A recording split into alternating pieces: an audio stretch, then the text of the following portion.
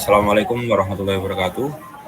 Perkenalkan kami dari kelompok 1 kelas C ingin mempresentasikan hasil proyek kami yaitu aplikasi kolaborasi developer terintegrasi AI berbasis website yaitu Kolabify. Yang pertama untuk deskripsi, Kolabify sendiri adalah platform web berbasis React dengan backend Express.js dan MongoDB dilengkapi fitur AI chatbot berbasis Mistar AI dari OpenRouter API untuk membantu pengguna menyelesaikan error program. Aplikasi ini dirancang untuk memfasilitasi kolaborasi antara developer dan grup chat interaktif, serta memberikan solusi otomatis untuk error kode yang ditemui selama proses pengembangan perangkat lunak. Project Kolabify berfokus pada pengembangan platform web kolaborasi dengan fitur grup chat dan dukungan AI LLM. Target utama pengguna adalah developer perangkat lunak, baik individu maupun tim, yang membutuhkan platform kolaborasi dengan fitur bantuan debugging secara otomatis. Lalu untuk teknologi yang digunakan akan dijelaskan oleh teman saya, Mas Bintang. Baik, terima kasih. Untuk kami sendiri, dari teknologi yang digunakan, yang pertama-tama ada framework front-end, kami menggunakan React.js dan Tailwind CSS. Lalu untuk framework back-end, di sini kami menggunakan Express.js, dan untuk database-nya sendiri kami menggunakan MongoDB. Database yang digunakan untuk menyimpan data pengguna seperti grup dan pesan. Lalu ada integritas real time, kami menggunakan Socket.io, library berbasis WebSocket untuk mendukung fitur chat real time. Lalu alat pengembangannya kami menggunakan VS Code, GitHub atau GitLab untuk berkolaborasi kode, dan layanan eksternal yang kami gunakan yakni LMM API dari OpenRouter untuk fitur AI chatbot atau debugging. Untuk penjelasan selanjutnya saya kembalikan ke moderator.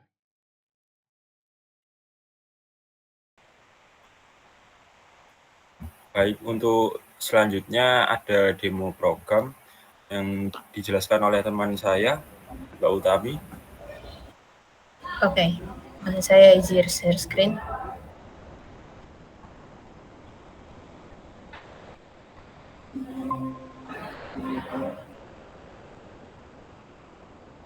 Baik, jadi di sini ada produk yang sudah kita hasilkan untuk proyek final dari mata kuliah rekayasa perangkat lunak adalah sebuah website chat dengan judul Kolabify. Jadi di sini adalah tampilan awalnya, di mana kita ada chat yang termasuk dalam kategori grup, terus ada chat antar user. Kemudian jika kita misalkan type message secara langsung, maka user yang lain akan bisa langsung secara real time mendapatkan message yang sama. Misalnya kita login berbeda sebagai user Nana. Nah, ini untuk tampilan awal sign up-nya. Jadi kita bisa menambahkan user, kemudian sign in untuk kembali ke user yang lama. Misalnya kita kembali ke sebelumnya, kita login sebagai Nana.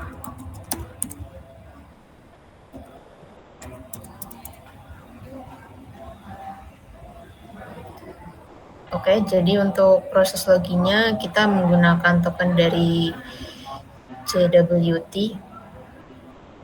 Nah, sebelumnya ada user Lala yang mengirimkan message hello.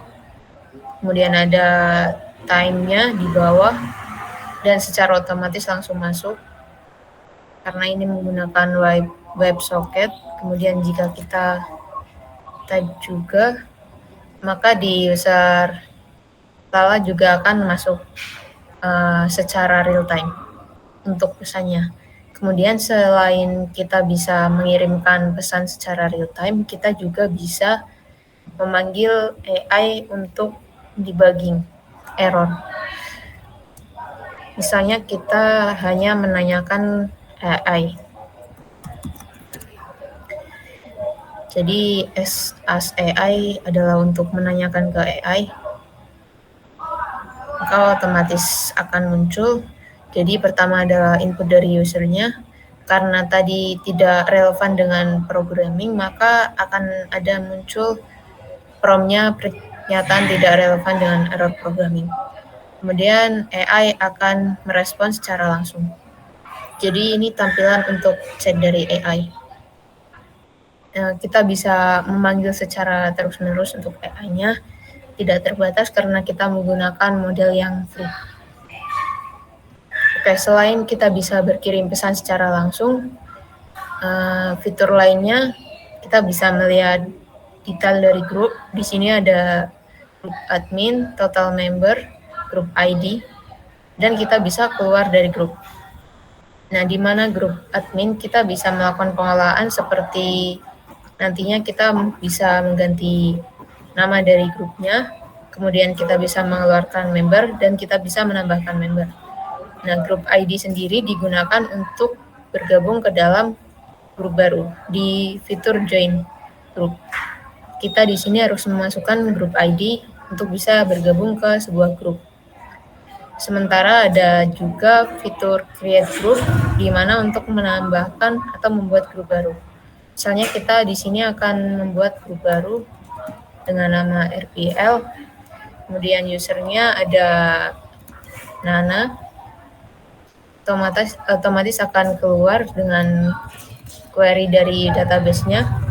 Kemudian ada kakak. Nah, untuk membuat grup harus minimal ada 2 user. Kita create group. Oke, grup sukses dibentuk. Nanti otomatis ada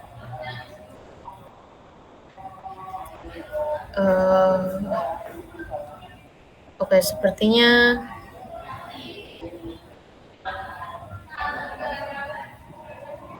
bentar.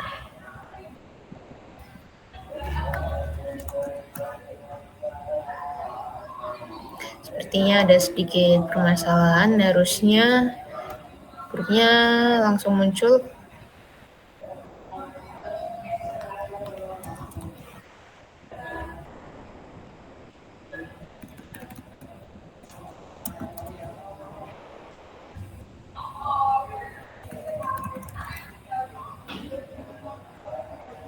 Misalnya kita buat grup baru.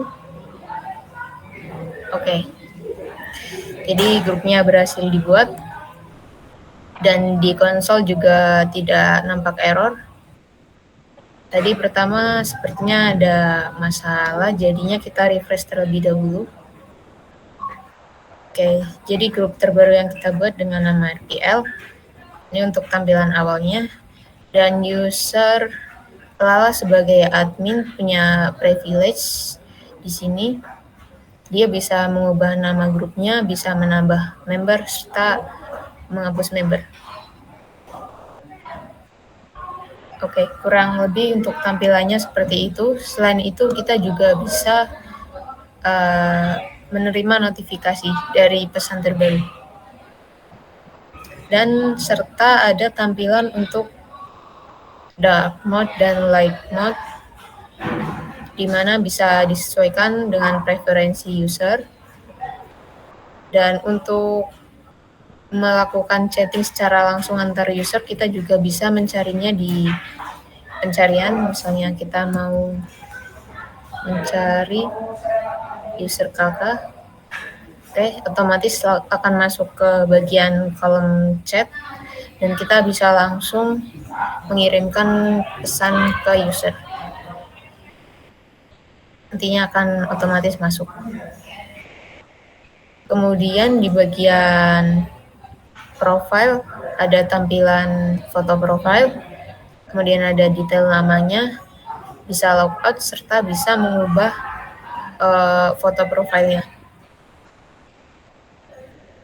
Oke, sekarang kita masuk ke bagian kode programnya. Nah, untuk kode programnya kita bagi menjadi 2 folder secara garis besar, yaitu ada backend serta frontend. Di sini saya akan menjelaskan mengenai bagian backend-nya. Jadi untuk bagian backend kita menggunakan Express.js untuk teknologinya. Foldernya mencakup ada config, ada controller, middleware, model, serta ada root. Jadi yang pertama dari config ini untuk menyambungkan ke database MongoDB. Jadi kita menggunakan MongoDB sebagai database utamanya. Kemudian untuk controller itu untuk menyimpan fungsi-fungsi yang akan digunakan. Misalnya di sini ada controller AI, jadi untuk memanggil endpoint API, di mana kita menggunakan endpoint dari OpenRouter AI untuk memanggil model LLM-nya. Kemudian untuk model LLM yang kita gunakan adalah menggunakan Mistral AI. Nah, untuk modelnya Mistral AI yang small free, kita panggil di sini. Kemudian setelah kita panggil endpoint-nya dan mengirimkan ke AI-nya, maka kita akan menerima respon, yang dimana responnya itu nanti ada sender is AI. Maaf, ini untuk kita mengirimkan inputnya. Jadi inputnya ada sender is AI, chat ID, serta message-nya yang berisi prompt. Kemudian untuk outputnya di mana itu adalah responnya, itu sama untuk strukturnya ada sender is AI-nya jadi true, kemudian ada receiver-nya user ID, ada chat serta message-nya yang berisi AI reply. Jadi nanti untuk message-nya antara message user serta message dari AI akan digabung ke dalam satu database, satu objek yaitu message. Kemudian dipopulate kurang lebih seperti itu untuk bagaimana cara kita menerima dan mengambil respon dari AI. Nah, di sini ada seperti promptingnya. Kita kasih role ke AI-nya adalah sistem dengan konten sebagai berikut. Selanjutnya ada chat controller yang melakukan manajemen untuk chatnya. Misalnya di chat itu kita bisa mengakses chatnya untuk mengakses keseluruhan dari chat. Chat itu adalah grupnya, jadi kita menyimpan grup ke dalam database chat. Kemudian kita bisa get chat, create group chat, kemudian ada rename group. Rename group ini khusus untuk admin. Nah, jadi ada find ID untuk admin tersendiri, kemudian bisa remove group. Remove group itu kita secara langsung dengan exit untuk fitur exit. Kemudian ada add to group untuk menambahkan user ke dalam grup. Kemudian ada join group untuk join atau bergabung ke dalam sebuah grup dengan ID grup yang sudah ada. Nah, kemudian ada exit group. Ini untuk keluar dari grup. Dan di exit group ini kita akan otomatis mendelete grupnya juga, data grup dari user terkait. Oke, mungkin itu aja untuk chat controller, jadi ada beberapa fungsi. Nah, selanjutnya ke message controller, yaitu yang mengkontrol atau memanage pesan per bubble chatnya. Jadi ada send message, kemudian ada get message. Itu aja ada dua fungsi utamanya untuk mengirim serta menerima pesan yang dilakukan melalui WebSocket. Kemudian ada user controller, jadi ini untuk autentikasi user, di mana user bisa nantinya login, kemudian buat sign in atau mendaftar. Untuk login, untuk autentikasinya sendiri kita menggunakan CWT Secret Key. Jadi loginnya berbasis token dari JWT. Nah, jadi di sini ada fungsi untuk register user, kemudian autentikasi menggunakan sign in. Jadi untuk autentikasinya kita menerima dua inputan, ada email sama password, kemudian dicocokkan dengan di database-nya. Kemudian kita bisa search user, tadi bisa mencari user untuk melakukan chat secara langsung. Kemudian ada update user data, tadi kita bisa mengubah user profile picture atau foto profil dari usernya, dan nanti akan diupdate secara otomatis. Selanjutnya di middleware untuk autentikasi, jadi tadi kita menggunakan JWT token. Kemudian untuk model sendiri, modelnya itu untuk di bagian database. Oke, sebentar, untuk database-nya kita menggunakan MongoDB.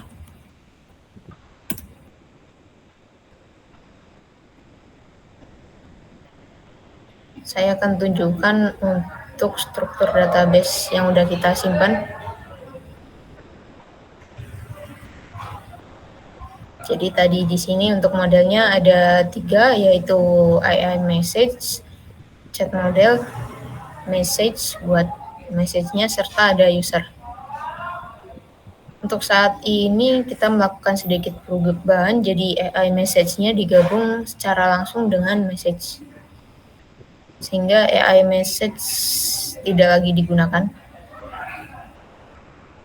Kita menggunakan versi free trial untuk MongoDB-nya. Nah, ini adalah strukturnya. Jadi kita ada chat group, kemudian di sini ada chat. Chat itu menyimpan data grupnya. Kemudian misalnya tadi yang terakhir kita buat adalah RPL. Jadi otomatis tersimpan di sini untuk datanya. Kemudian ada message. Message ini untuk menyimpan data pesannya satu persatu, dan dia akan terkait ke chat-nya atau grupnya. Kemudian ada user.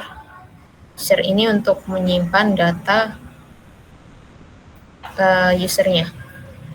Jadi kita bisa login, kita bisa daftar juga.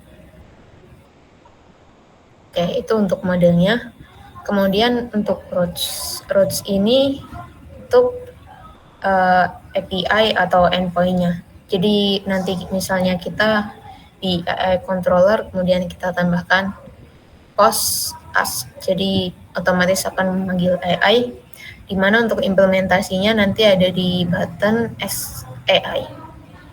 Nah, kemudian untuk chat route-nya ada beberapa, seperti untuk post untuk mendapatkan akses chat, kemudian ada get untuk mendapatkan chats-nya, ada grup ini untuk membuat grup, kemudian ada route rename untuk rename grup, kemudian ada menambahkan user, kemudian ada menghapus user dari grup. Untuk 3 ini adalah route khusus hanya untuk admin dari grupnya. Kemudian ada join group. Ini bisa untuk semua user, di mana harus memasukkan grup ID, serta yang terakhir ada route untuk exit dari grup. Jadi setiap user bisa exit dari grupnya. Selanjutnya ada route dari message. Message sendiri kita punya ID khusus untuk setiap message-nya, jadi unik. Dan terakhir ada route untuk user. Usernya ada register, serta ada login untuk masuk kembali. Oke, yang terakhir untuk di server JS, ini untuk keseluruhannya. Jadi di backend-nya kita deploy di cloud server Railway untuk backend-nya. Jadi kita bisa melakukan akses secara langsung, sehingga kita bisa akses secara langsung. Oke, untuk socket IO-nya, nah ini origin-nya itu kita gunakan deploy front-end, yaitu di Vercel app. Kemudian untuk testing kita lakukan di localhost 3000. Jadi ada 2 origin, ada front-end di Colabify Vercel.app sama localhost. Kemudian kita lakukan koneksi untuk socket IO dan menerima new message serta join chat. Kurang lebih seperti itu untuk server.js, jadi sebagai file utamanya. Kemudian mungkin secara singkat, jadi bagaimana cara mengirimkan pesan antara front end dan back end-nya. Untuk di front end-nya kita mengirimkan untuk komunikasinya melalui Redux. Jadi ada folder namanya Redux. Redux ini seperti state management untuk menyimpan data sementara di front end-nya. Kurang lebih seperti itu. Jadi di Redux ini ada app reducer sama out reducer. App reducer ini khusus untuk manajemen chat sama message-nya, sementara out reducer ini untuk manajemen user-nya. Nah, di action.js-nya ini atau fungsi yang melakukan pemanggilannya, kita endpoint-nya adalah di backend yang sudah kita deploy, yaitu di Railway. Sama seperti di action.js out reducer-nya juga atau untuk user-nya, kita inisialisasi endpoint-nya di Railway. Mungkin untuk penjelasan lebih lanjutnya nanti akan dijelaskan di bagian teman saya untuk front end-nya. Jadi kurang lebih seperti itu untuk penjelasan program serta bagian back end-nya. Saya kembalikan ke moderator.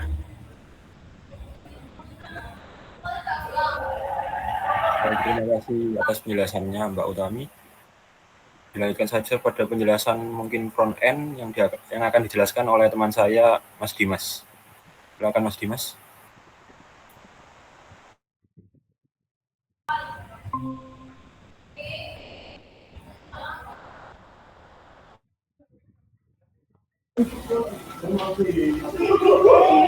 Baik, terima kasih atas kesempatannya. Kali ini saya akan menjelaskan tentang bagian front end. Jadi bagian front end ini kode utamanya terletak di folder source, yang dimana fungsi untuk merendering itu ada di app.js. Jadi untuk app.js ini nanti memanggil file JSX, yaitu file dari React. Jadi memanggil dua program, yaitu Navbar kemudian Allbirds. Fungsi utama dari frontend ini yaitu bertanggung jawab untuk menampilkan halaman, kemudian mengelola interaksi pengguna, dan juga berkomunikasi dengan backend melalui API. Nah, komponen utama dalam frontend kami yaitu ada app.js yang dimana dalam program ini tuh menyediakan komponen root yang membungkus seluruh aplikasi. Kita bisa lihat di sini rootnya. Kemudian di sini juga disediakan state, yang dimana fungsi dari state yang dibuat itu buat fitur dari dark mode. Selanjutnya kita masuk coba ke bagian navbar.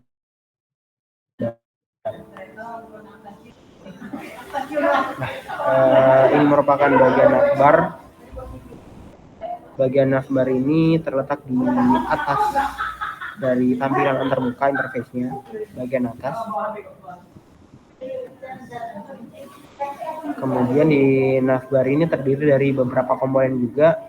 Ada small screen all chats, ada search users, terus ada logo collect device sendiri sama namanya juga, terus ada notification sama user profile. Kita masuk ke small screen all chats. Jadi small screen all chats ini kayak sidebar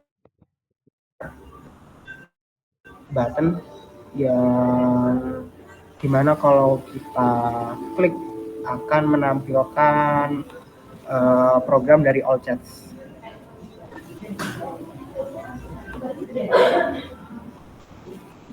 Selanjutnya yaitu bagian dari notifications.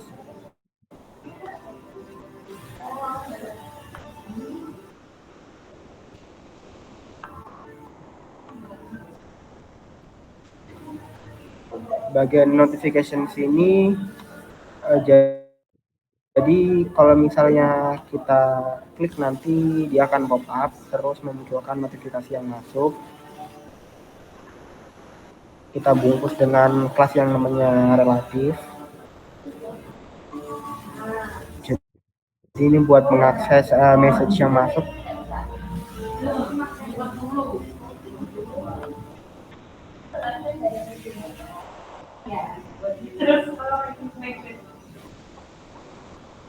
Terus yang user profile sama seperti notification juga. Jadi nanti dia akan pop up jika diklik.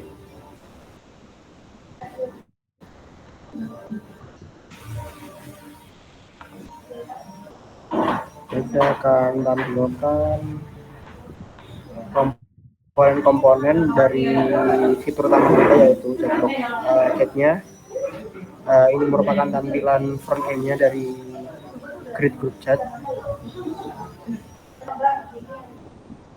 Jadi buat program selanjutnya itu di Allroads yang dimana program ini dipanggil di Epic.js. Di Allroads ini menyediakan navigasi utama seperti logo, kemudian menu notifikasi dan akses ke profil pengguna. Bisa kita lihat di sini kita dapat mengakses home, kemudian root yang bakal ditampilin, ada sign up, kemudian sign in, dan juga kalau misal tidak terdapat chat yang dimau gitu. Terus buat selanjutnya yaitu home. Nah, buat di home ini mengatur navigasi antar halaman yang dimana kita menggunakan React Router yang mengarahkan ke halaman home, profile, kemudian grup chat, dan halaman lain.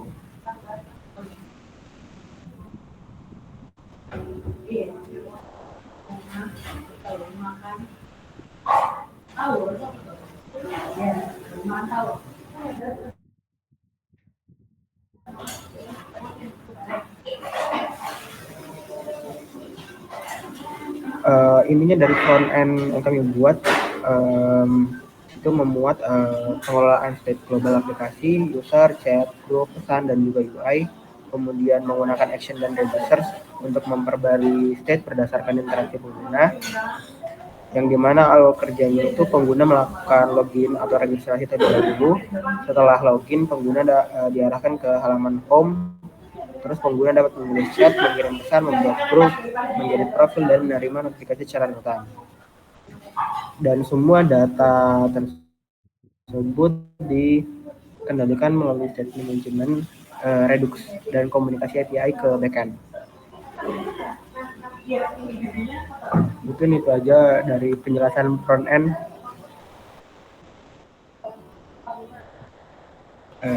Saya kembalikan ke moderator.